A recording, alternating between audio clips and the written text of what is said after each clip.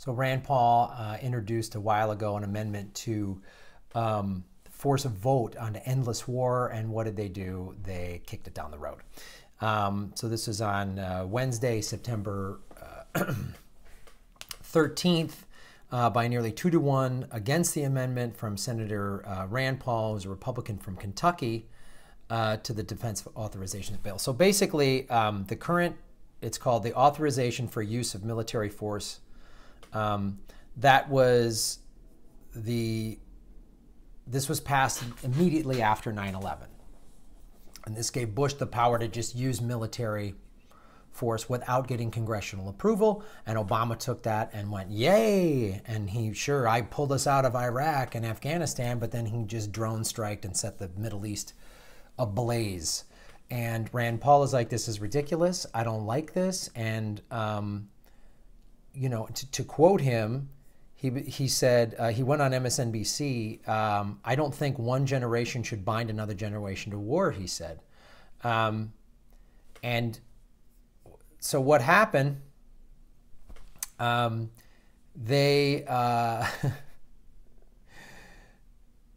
what he was trying to get, let me just back up here. There's an article in The Intercept that's covering this. The mainstream media covered it a little bit, but they're certainly not covering it from the stance of, oh, wow, this is awful that we're in a constant state of war, because they're obviously profiting and part of the war machine. So the amendment would have ended the current authorization for use of military force within 6 months and forced Congress to vote on authorizing wars beyond that. Basically going back to what it should be, like you have to get Congress to approve any act of war.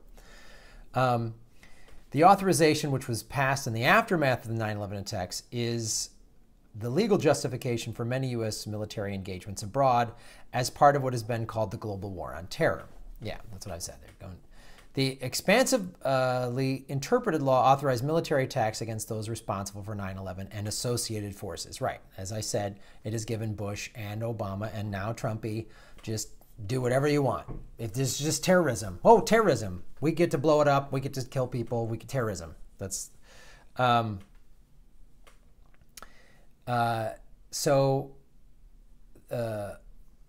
the failed vote came after Paul took to the floor on Monday, vowing to block other Senate actions until amendment was allowed.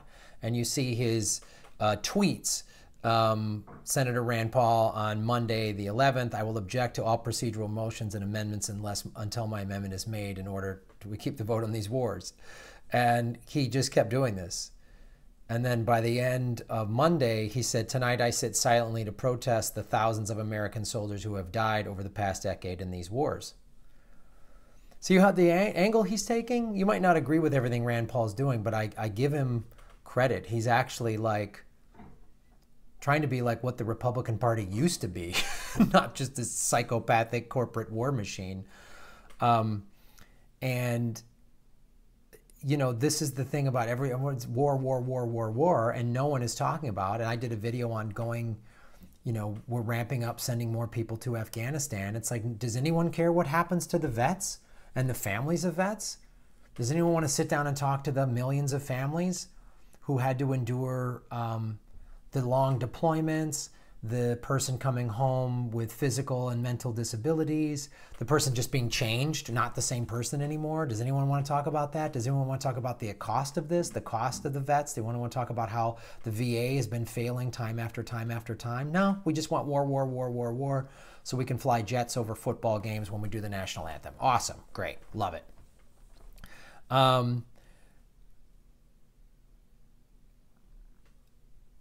And this is why I applaud Rand Paul for this. So by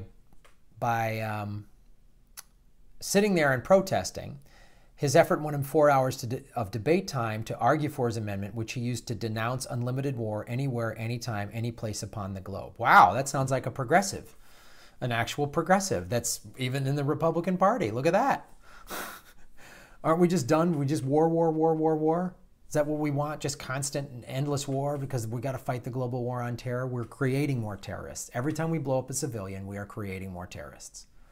Ask your Trump neighbors if a drone strike killed, like if you're in a neighborhood where there are a lot of Trumpers, just ask them this question. Just say, what would you do if, like, let's say that house was a bunch of criminals. They ran a meth lab or whatever, and maybe even they were terrorists. There was a terrorist cell and they just drone striked it and it killed one of your kids. Would you be happy that they got the terrorists? Just ask them that. Would you be putting yourself off of the rubble like, well, someone I love is dead, but whew, at least we got those bad guys. So I applaud Rand Paul for doing this, and I think it's, we need to get behind politicians that are willing to fight for this, to end war, this endless cycle of war. We are in an endless cycle of war, and we have spent anywhere between $4 to $6 trillion. Imagine what America could look like if we had spent that money elsewhere. What would it look like? How great would our education system be? How low would our crime rate be? How engaged would our citizens be in its democracy? How engaged would it be? The corporate state, the military, the deep state, whatever you want to call it, this is what they want. An endless state of war, an endless state of debt, an endless state of poverty, so that the 1%ers can just do whatever the hell they want. So thanks for watching the show, you guys. The link to Patreon is below. Also, I've got some tour dates coming up, so go to grahamelwood.com. I'll be hitting the road a little bit, not too many places, but I'm going up to San Francisco, and then I'm doing the Zanies in St. Charles in the suburbs of Chicago in October. So all the tour dates, everything are at grahamelwood.com, and support the Patreon so we can cover more stories like this. Thanks for watching.